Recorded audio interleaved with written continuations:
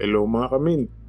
Welcome ulit sa ating channel na tahanan ng malikot, mapagpanuri at madalas hindi maintindihan na matalinghag ang isip ng tao.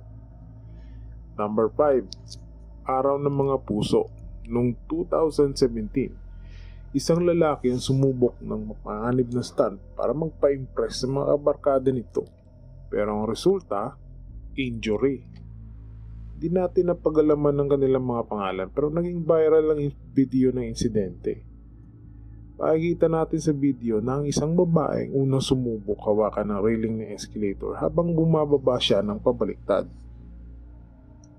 Dahil dito, sumunod ang lalaki at medyo pahiga pa siya sa makitid na railing at itanas niya ang kanyang mga kamay. Ngunit nawalan siya ng balanse. Napasigaw pa ang mismong kumukuha ng video habang ang lalaki ay nahulog ng halos 10 talampakan. Bumagsak siya ng paa muna pero dahil sa bigat niya, nailapag niyang bigla ang kanyang kamay kaya bumaloktot ang kanyang braso sa impact. At ang resulta, grabe matinding bali. Siguradong isa itong masakit na paalala kung gaano kabilis maaaring magbago ang isang mapangahas na sandali. Number 4. Noong Abril 2011, malapit sa isang caravan park sa Northumberland, England, inalok ni James Perkins si Lindsay Young na sumakay sa kanyang quad bike matapos itong magpakitang gilas na ilang tricks sa harap ni Lindsay at ang mga kaibigan nito. Pumayag naman si Lindsay pero tumanggi siyang magsuot ng helmet. Habang nakasakay na si Lindsay, sinubukan ni James ang isa pang trick para lalong magpa-impress pero nawalan siya ng kontrol sa quad bike. Tumama ito sa mga bato bago sumulpak sa isang puno.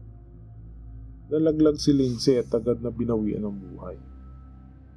Nalaman na may marijuana at iba pang gamot sa katawan si James kaya kinundina ng hukuman ang kanyang mga aksyon na naging dahilan ng pagkasawi ni Lindsay. Sinabi ng hukuman na dapat alam ni James na ang kanyang quad bike ay hindi angkop para sa dalawang tao at lalo na sa ganoong mga stunts. Nahatulan si James ng 6 na taon sa kulungan, isang matinding parusa para sa kanyang pagpapakitang gilas. Number 3. Noong Nobyembre 2019, si Ellie Bryan, isang 18 taong gulang, ay naging biktima ng isang aksidente sa Aberystwyth, Wales. Isa siya sa mga pasahero ng isang Vauxhall Astra na binamaneho ni Dylan Benjamin, 19 na taong gulang.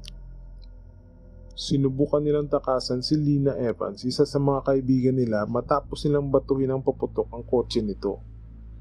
Naghabulan sila sa daan at nang may nagkomento na masyado nang malapit si Lina sa kanila, si Dylan naman ay gusto ipakita ang kanyang galing sa pagmamaneho at sinabi niyang, "Panoorin niyo kung paano natin siya iiwan." Lalo niyang binilisan ng takbo kaya nawalan siya na kontrol sa isang liko. Bumanggang sa sasakyan nila sa isang puno at gumulong pa patawid sa kabilang lane at nakabangga rin ng isa pang sasakyan. Malubha ang lahat ng sakay at si Dylan ay nagkaroon ng pinsala sa utak, inabot na higit na 2 linggo ang pagkakomatos. Sa kasamang palad, napuruhan si Ellie dahil nasa likod siya at hindi umano nakasuot ng seatbelt. Dahil sa trahedyang ito, si Dylan ay nahatulan ng higit 3 taon sa bilangguan. Number 2. Noong 2017, nakasawi si Sifiso Longelo Tabete, isang promising na bodybuilder mula sa Durban, South Africa dahil sa isang palpak na backflip attempt sa isang community center bodybuilding competition. Pinalakpakan ang 23 taong gulang na IFBB Junior World Champion habang siya ay nagpapakita ng kanyang mga muscle sa audience. Unti-unti siyang tumakbo patungo sa gitna ng mat at sinubukan niyang mag-backflip.